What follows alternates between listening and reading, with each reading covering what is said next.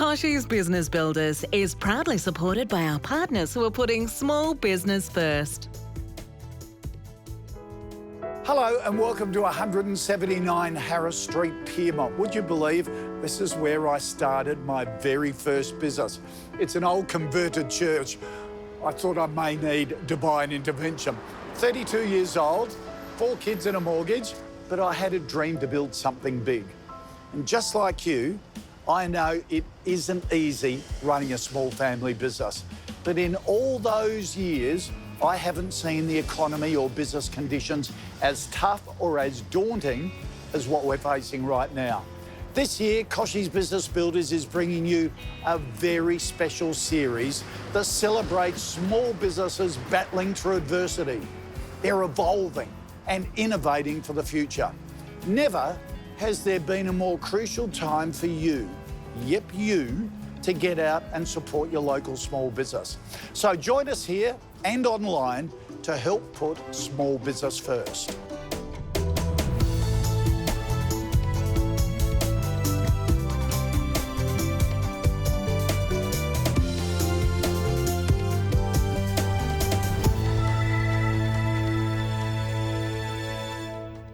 Welcome to this special series of Kochie's Business Builders, where we're putting small business first.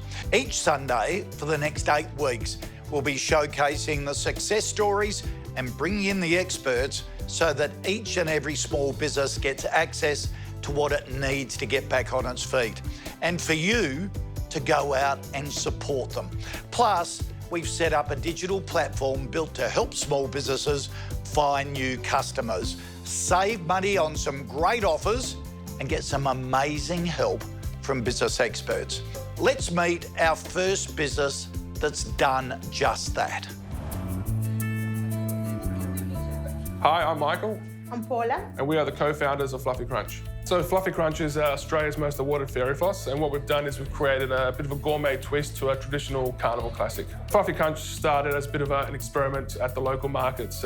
We've been in hospitality for over 15 years, and we wanted to start our own cafe, but we didn't have any business experience. It's an events-based business. We do a lot of corporate events. We've done events for Google, Atlassian, Toyota, but we also do small personalised events for families. So the thing that keeps us motivated in our business is probably our family, spending time with our daughter. Also growing and learning how to run a business, that's the exciting part. We entered the Sydney Fine Food Show in 2018 and 2019. We're now Australia's most awarded, having won 9 medals for our creations. Well, small business success doesn't get much sweeter than that, does it? But things have certainly changed significantly for Fluffy Crunch, which is based in Sydney southwest. Its owner, Michael Karamalis, joins me now. Tell us what happened to your business when COVID-19 hit and we all just went into lockdown so suddenly. Well, to put it simply, everything stopped. With the ban of mass gatherings, our entire calendar was wiped out, and we had to reassess what we're going to do, whether we're going to close the doors, stay open, or try a new strategy. Michael, what was your initial reaction as a business owner? Well, our first response was anxiety, anger. We didn't know what was happening. We felt like we had been victimised, and why us? We had worked so hard to build a business, and all of a sudden we felt like we were being punished. And what did you do to adapt to the crisis? So we actually were able to move our entire business online. We had already created an online platform, and we had built a website, but it was only giving us about maybe 10% of our revenue a year, and the biggest thing was transitioning our customers' buying habits to online. Tell us the outcome. Well, the outcome was amazing. To be honest, we had about a 700% increase in our online sales through our ability to engage with our customers and really ask for help. Tell me how hard it was for you to adapt your business model, because you went to 100% selling online from 80% selling through events. Yeah, so probably the most challenging thing about transitioning our entire business online was that our capacity to scale. And we had to make that decision. Are we going to order more products? Are we going to invest? Or is this just a one-off thing? So do you think once everything settles down that you'll keep selling as much online? Our focus now is on building our online business. We've actually put aside, let's say, our old business model. We don't think the events industry is going to come back anytime soon. Michael Karamalis, a great example of how to adapt in these circumstances. Thanks so much for joining us. Thanks, Kochie. Thanks for having us. What a great story, wasn't it? Now, after the break, the Minister for Small Business and the government's guidance for adapting in a crisis. Hi, I'm Kochie. I'm a rural business coach based on our family farm in the wheat belt of Western Australia. I help small businesses across rural and regional Australia pivot their businesses online, set goals, find clarity, and ultimately find success in their business. And I would love to offer you my 11-page sales strategies ebook. And I'd also like to offer you a complimentary 15-minute phone call with me. We can cover a lot in 15 minutes. My name's Stephen Halligan from Halligan's Fitness Personal Training. I'd love to offer everyone a free week. It's a great way of training and hopefully we'll do well online. Hopefully we'll see you soon. What a great business to support. Now, go to the Small Business First website, find small businesses in your area to support, and they're offering some great deals. Now, in response to the current economic conditions, the federal government is providing financial assistance to all Australians via a multi-billion-dollar stimulus package. So what's available to help small business? Both cash and resources. I caught up with the Minister for Employment Skills, Small and Family Business, Michaelia Cash. Michaelia Cash, thanks for joining us. As Small Business Minister, you travel the country being inspired by small business owners. Tell us some of the really good examples you've seen of business adapting during this pandemic. Oh, David, you're right. Small business and inspiration, they go hand in hand.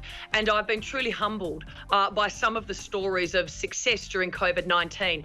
The gin and whiskey distillery that literally overnight saw an opportunity to manufacture a hand sanitizer, saw a market. I have just been truly humbled by the willingness of small business to adapt overnight despite the challenges of COVID-19. And the federal government is helping with some really big stimulus packages. The most obvious one is JobKeeper, which most small business owners know about and, if appropriate, have applied for and are getting. But a lot more resources have been put small businesses' way, hasn't it? What are some of the areas that you think small business should be looking at and taking up in terms of government resources? Well, in the first instance, I'd say look after your own mental health, because as small businesses, and in particular micro businesses and sole traders, that's something that you often forget about. And we have some great resources out there. Just go to business.gov.au. Search for mental health and really just make sure you are looking after your mental health. But of course, there are other financial incentives that we have for small business. Know what's happening in your own particular state, because a lot of states are doing things for small business.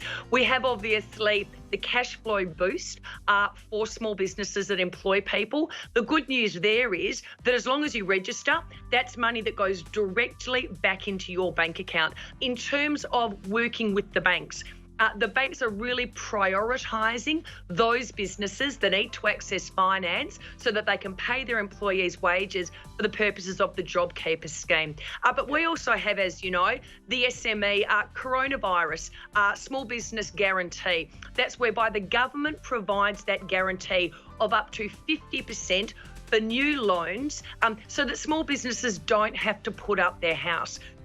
Kate Carnell, the Small Business Ombudsman, pointing out to big business, hey, pay your suppliers on time. Really important to do that. Cash flow is important.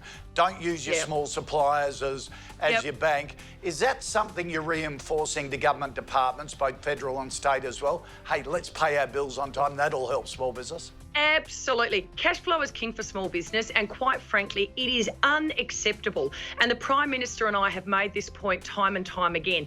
Unacceptable to use them as a bank. I also believe, though, David, government needs to lead by example. As of July last year, so almost 12 months ago, we've instituted a policy as a government. We will pay within 20 days or less contracts up to $1 million. But also I've now introduced into the Parliament a transparency scheme for the top 3,000 businesses in Australia, whereby they will actually have to report on their payment times to small business. Michaelia Cash, really appreciate your time and all the help as well. Great to be with you, David.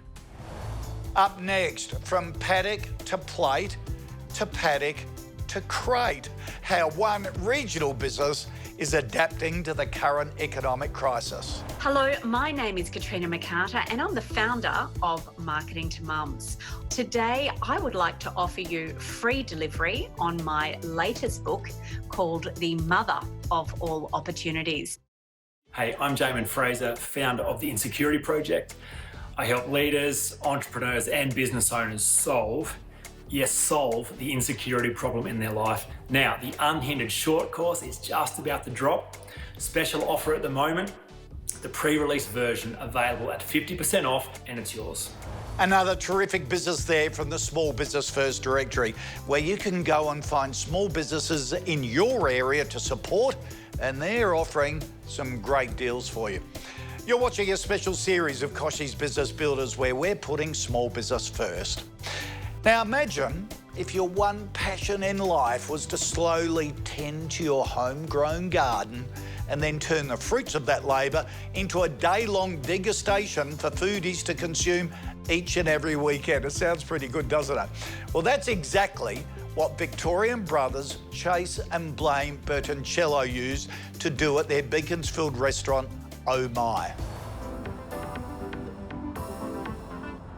Hi, my name's Blaine Bertoncello and I'm the head chef of Oh My restaurant.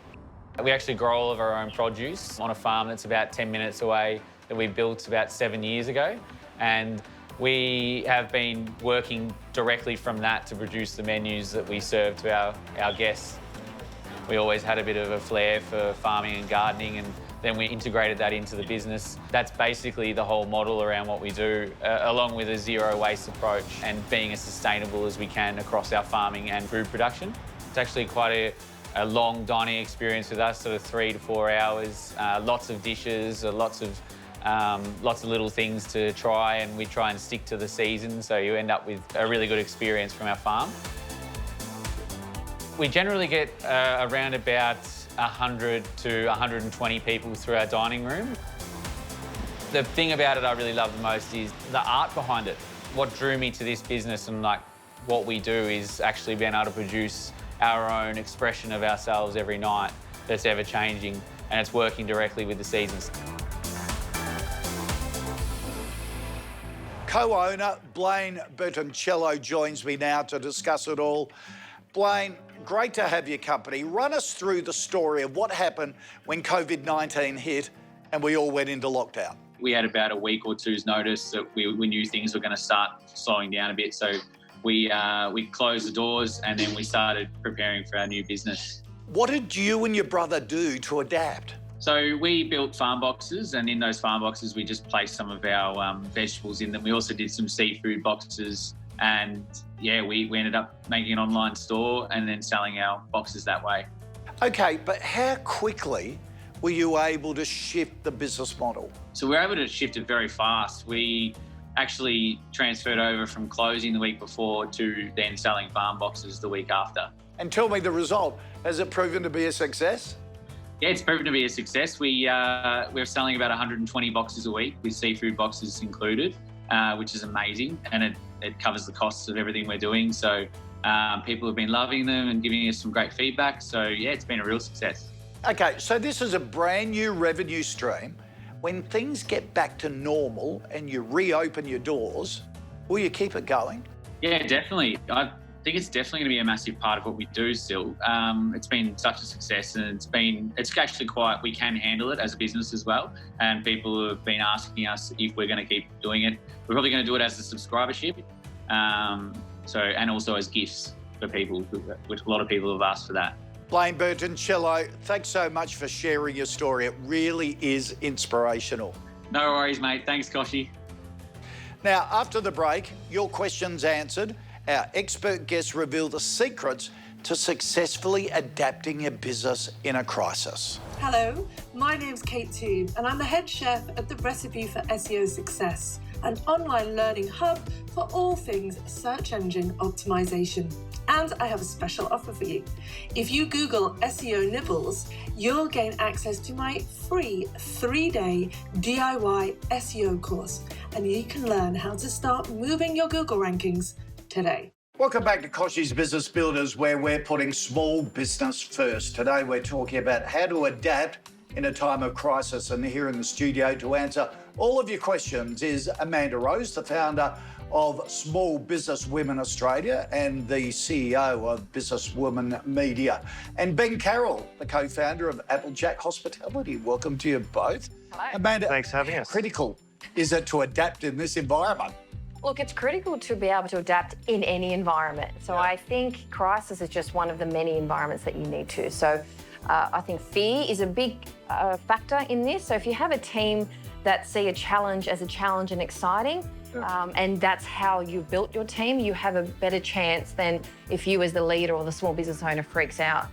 But I think it's very important if this is the first crisis you've gone through, because I've been through the GFC and other ones. So if this is the first one, take the approach of what can we learn and what systems and process can we put in place to make sure that the next one that happens, and trust me, they will keep happening because that's what small business is about, that you can just roll with it. Ben, how have you adapted and what have you learned? Oh, look, it's been very interesting for the hospitality sector as a whole. As you know, we had 20 hours to close down or just do takeaway. So we had to make some hard, fast decisions and we had to take into consideration our 200 employees at the same time.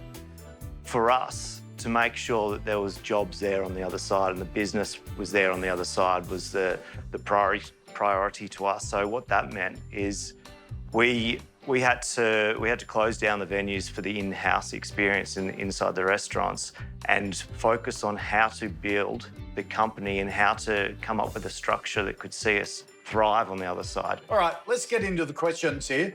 This one from James in Adelaide. Is it okay to advertise and promote in a time of crisis? Is it a waste of money, Amanda? No, look, I get asked this a lot because people fear that they might be seen as aggressive if they're selling in a time of crisis or if it's a waste of money. No, it's not. So I think business as usual as much as possible, but as long as you add a sensitivity to that. So create a package that might be bespoke and in line with what people are going through right now, but don't just stop business altogether. Because some businesses think, are you still selling or can I still buy from you? Yes, you still need to communicate that. And your community is key. So keep in contact and they will still want to support you as well, which is key for small business. Yep. And you can do it through your social media sure as can. well. Zane from the Gold Coast asked Ben, how conservative should you be in managing cash flow during a crisis? Should you limit spending? Should you go into the market? There's a catch-22 here, and I think it's important to understand if you're a business that's in distress or a business that's thriving at the moment. I still think, importantly, if you're setting your company up for long-term success, there is a level of spending you have to do, but it has to be responsible, and you have to understand all the risk associated with that. Susan from the Gold Coast asked, Amanda, this is a great question in regards to business planning. At what time frame should I consider? Weekly, monthly, quarterly, especially when it's unknown, sort of almost daily in this crisis? Well, I was going to say that I actually am doing it daily at the moment. And because there are opportunities out there. So you're putting out fires in a way and being strategic in one area, but I launched a business in the last few weeks because I saw an opportunity there and it took off. So very much don't hide from it, but I would say daily look at your business. Is there something you need to put on hold, cut out, or even start right now? And then, monthly and quarterly is your larger picture and bring the team together. Ben, Simon from Sydney, this is one for you that you've been through. How do I balance the needs of my employees with my business's operations? I've got a big heart, but not a big budget. It's tough for business owners. It is very tough. I feel like family. We let go or stood down 200 people at the start of this, and that was the toughest day of my life. And my business partner and I, after we made those decisions and spoke to some of the staff, we had to go and have a little moment ourselves and try to clear our heads and move forward. So we've all got that big heart. They're our people, they're our family. That's how we are successful, because of them. But the right decision is to make sure the company is in a safe position so we can reinstate them on the other side. And we thankfully are, and all of our staff understand what we're going through. So showing empathy through this is very important. Yeah, and just quickly, Amanda, Priya from Bustleton in WA says, should you get a mentor in this situation? Someone who's a bit older that's been through a crisis before. Yes. And a mentor in all areas. So not even just someone's been through a crisis, but someone you admire how they handle general difficult situations, and mentors that not necessarily older, but in an area of expertise that you're not qualified in. Yep. And there are mentoring programs out there. There is even just people in general that you've just reached out to say, I need your help. They could just answer that one question for you, but don't hesitate. Definitely go out and ask. Don't hesitate. Yeah. Great advice. Thank you so much. Well, that's all we have time for today. If you want us to help put your small business first, head to the website, list your business in our directory, and you'll also be asked to include a short 30-second video like the ones you've just seen here on Kochie's Business Builders, where we're putting small business first. Next week on Kochie's Business Builders, how to innovate and pivot in a crisis. Thanks again to our partners Canva, Google, MYOB, Officeworks, Salesforce, Scottish Pacific and Yellow. See you then.